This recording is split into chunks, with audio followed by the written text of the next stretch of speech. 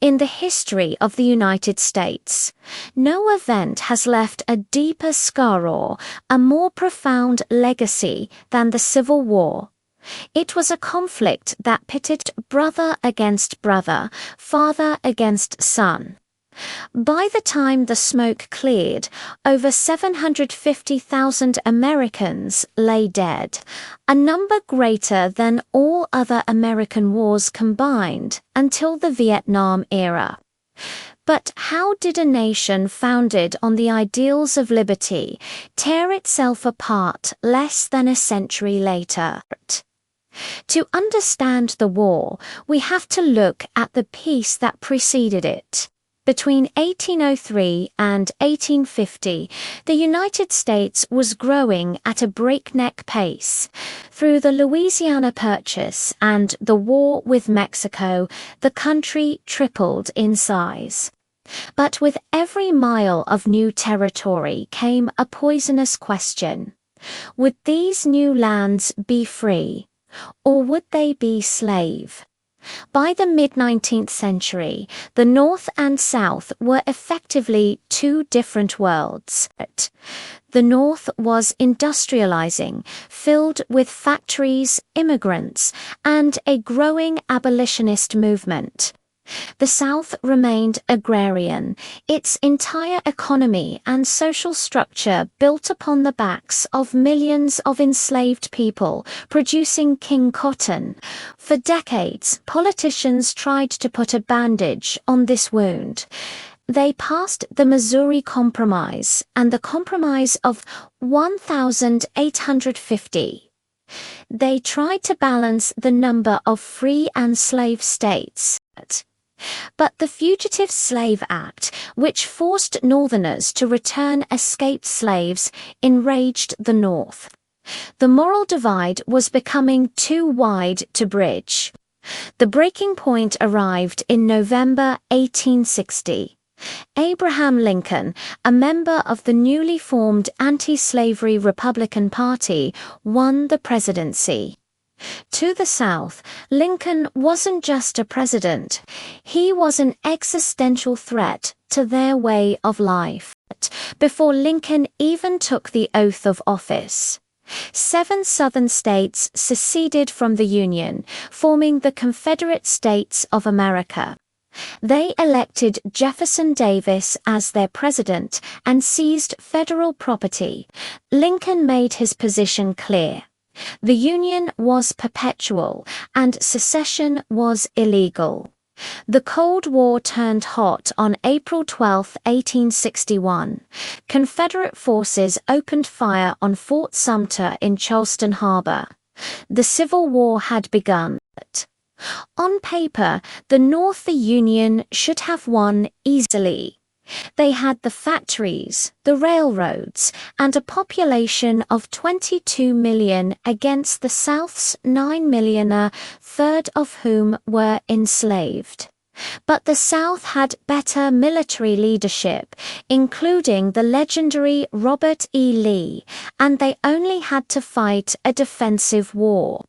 The Union had to conquer an area the size of Western Europe.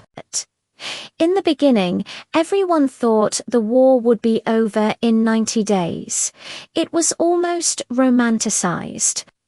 At the First Battle of Bull Run in Virginia, civilians actually rode out with picnic baskets to watch the fighting. They left in terror. The battle was a bloody Confederate victory. The Union troops fled in chaos. The reality settled in. This would not be a short skirmish. It would be a long, grinding slaughter. By 1862, the war had become a stalemate. While Union General Ulysses S. Grant was winning victories in the West, the Eastern Theater was a disaster for the North. Lincoln went through general after general, trying to find someone who could defeat Lee. The stakes were raised in September 1862 at Antietam. It remains the single bloodiest day in American history. 23,000 casualties in just 12 hours. Although the battle was technically a draw, it gave Lincoln the political strength he needed. He issued the Emancipation Proclamation. This was the masterstroke. It declared that all slaves in Confederate territory were free. It did two things. First, it allowed black men to enlist in the Union Army. 200,000 would eventually serve. Second, it changed the purpose of the war. It was no longer just about preserving a map. It was a crusade for human freedom. This moral high ground kept Britain and France, who had abolished slavery, from intervening to help the South. The tide turned in the summer of 1863. In early July, two events sealed the fate of the Confederacy.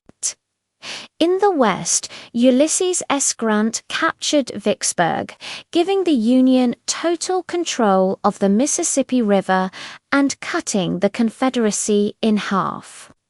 In the East, Robert E. Lee made a desperate gamble to invade the North. He was met at a small town in Pennsylvania called Gettysburg. For 3 days, the armies collided.